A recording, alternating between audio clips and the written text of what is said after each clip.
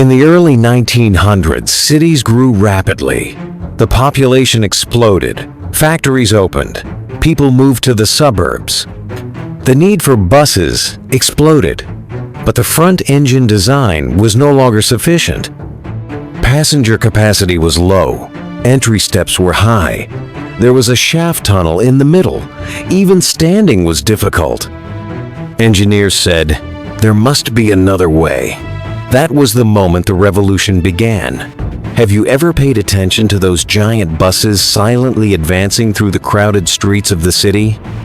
These machines, carrying millions of people every day and connecting towns and cities, have a hidden feature. Perhaps you've never noticed, but bus engines are never at the front. They are always at the back. In cars at the front, in trucks at the front, even in trains at the front. But look at modern city buses, tour buses, metro buses. The engine is at the back. This is not a coincidence. This decision was one of the biggest urbanization revolutions of the 20th century. It quieted our journeys, allowed more people to be carried at the same time, and made cities more livable. So how did this happen? Why was it so successful? And is it really the best in every situation?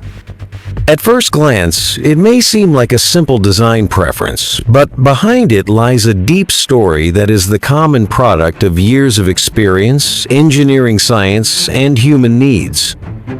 Today, I researched the unknown story behind this preference just for you. If you're ready, let's get started. The first examples of buses were actually passenger bodies mounted on truck chassis. Almost every bus produced from the 1920s to the 1950s had its engine at the front. So why? The answer is quite simple. Manufacturers were already making trucks, and truck engines were at the front. Using the existing chassis technology was both easy and cheap. Therefore, buses were produced in the same way. However, this design created serious problems. First of all, the interior of the bus was narrow and noisy. The engine block occupied a large part of the passenger cabin. Secondly, because the floor level was high, elderly people and disabled individuals had difficulty boarding. Thirdly, passenger capacity was quite limited.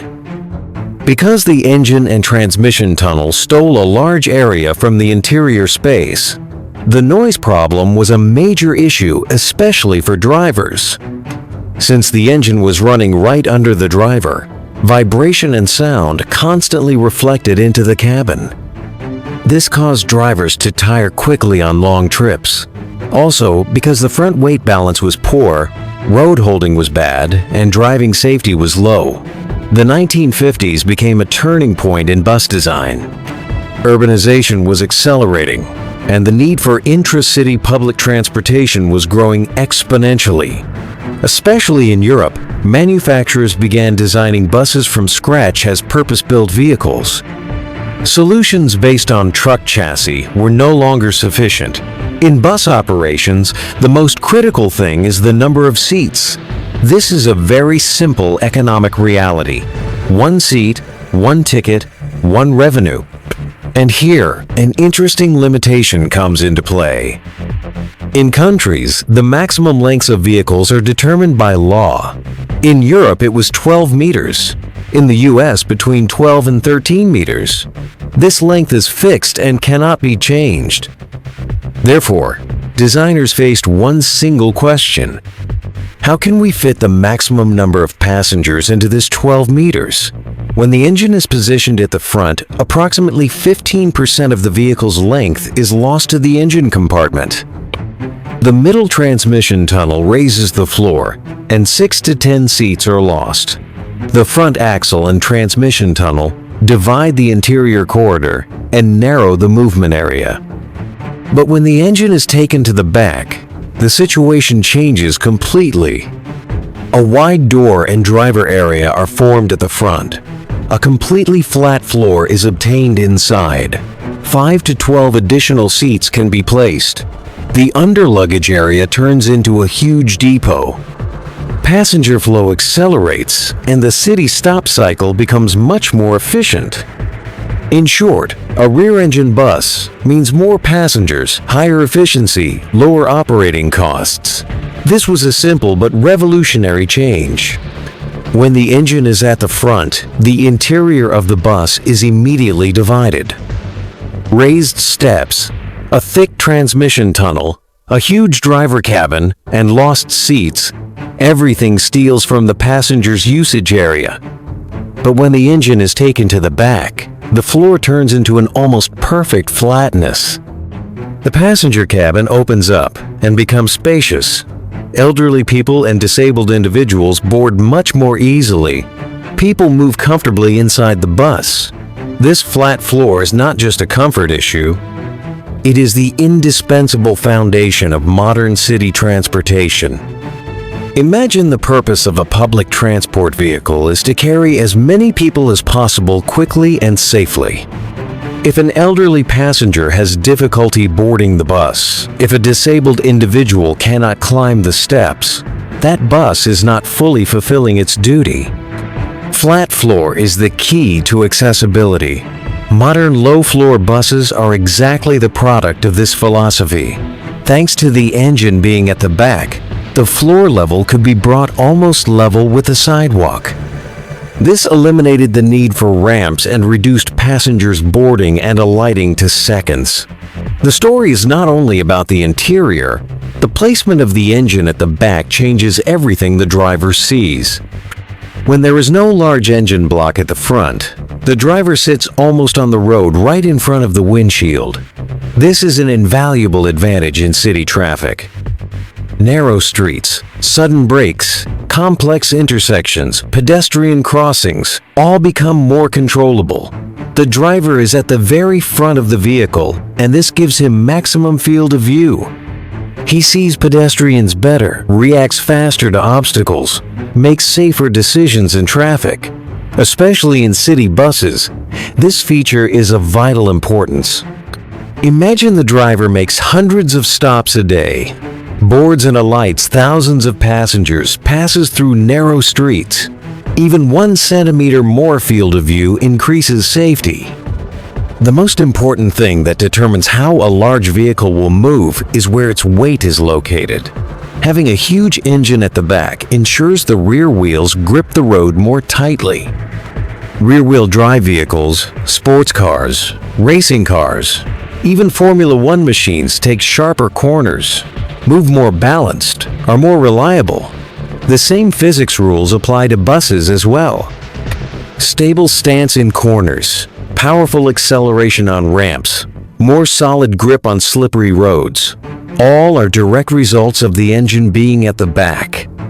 Because the center of gravity is more balanced, the vehicle is less prone to swaying.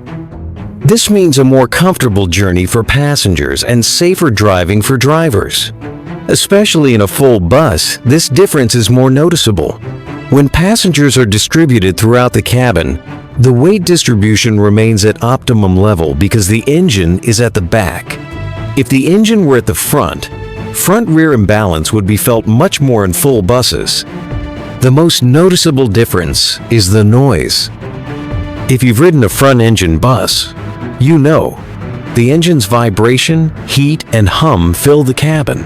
Whereas when the engine is at the back, passengers travel in a peaceful silence. This silence is not just comfort. It means the driver tires less, the journey passes more safely, and the cabin becomes more livable on long trips. Noise pollution is important not only outside, but also inside the vehicle. In modern buses, sound insulation is extremely advanced.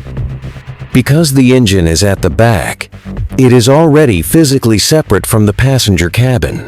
When sound insulation materials are added on top, passengers travel in an environment almost at whisper level. Noise and vibration reach the passenger section very little. When combined with insulation materials, the cabin becomes almost as quiet as a car. In old front-engine buses, even talking was difficult. Now you can make phone calls without headphones. The driver also tires less from noise. Attention distraction decreases. When there is no engine at the front, the floor is completely flat. No steps from door to rear, no protrusions. Modern low-floor buses were born thanks to this. A revolution for disabled passengers, strollers, the elderly. You can carry 20 to 30 extra people in the same 12-meter bus. Think of London metrobuses. What would happen in that crowd without a flat floor? There is also a cooling system that most people don't notice. In rear-engine buses, engineers manage airflow almost like an artist. The position of the radiators, the angle of the fans, the direction hot air takes outward, everything is optimized for fuel savings and engine life. When the engine is at the back, maximum benefit is gained from natural airflow. As the vehicle advances, clean air entering the rear area passes through the radiator and cools the engine. Hot air is expelled from the back and does not affect the passenger cabin. The result is longer-lasting engines, lower fuel consumption, and less environmental impact. When modern engines operate in the ideal temperature range, they become both more efficient and reduce emissions. This means cost savings for the operator and a gain for the environment. When the engine is at the back, another advantage emerges: ease of maintenance. The rear engine compartment is usually designed wide and accessible. Technicians can work comfortably around the engine and reach parts easily. In front-engine buses, the engine is squeezed inside the cabin. To do maintenance, you have to dismantle the driver's cabin and remove interior panels. This means both time loss and extra labor. In the rear engine design, when you open the cover, the entire engine is right in front of you. Today, in the electric revolution, the rear engine layout makes even more sense. Batteries are very heavy, just like old diesel engines. Placing them over the drive axle increases efficiency. Articulated metrobuses, double-decker buses, all work with this philosophy. If wheel hub motors come in the future, the floor can become completely free, but the logic of putting weight at the back will probably remain. Interestingly, as electric buses become widespread, the engine location discussion takes on a different dimension. Electric motors are much smaller and more compact.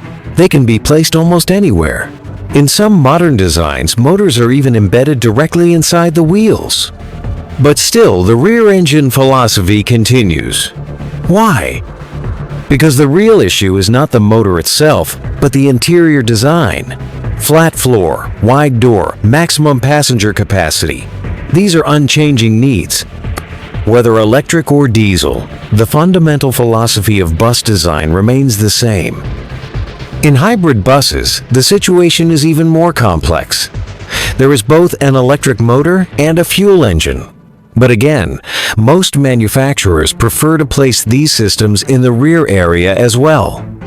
Because the passenger cabin is sacred, and no mechanical system should invade this space.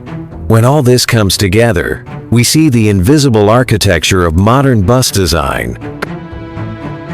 That spaciousness you feel while walking step by step inside a bus, the almost infinite field of view in front of the driver, the stable weight balance even while speeding through the city, and the serene silence surrounding the cabin.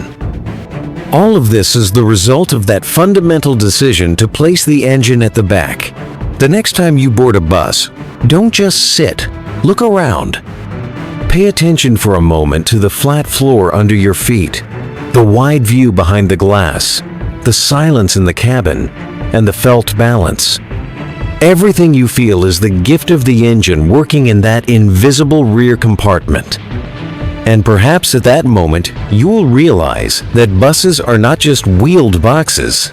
They are the silent heroes of engineering that carry the rhythm of cities and unite people's lives. That's all from us. If you like the video, Don't forget to like and subscribe. Also, don't neglect to share your bus experiences with us in the comments. See you in another video. Take care. Stay with love.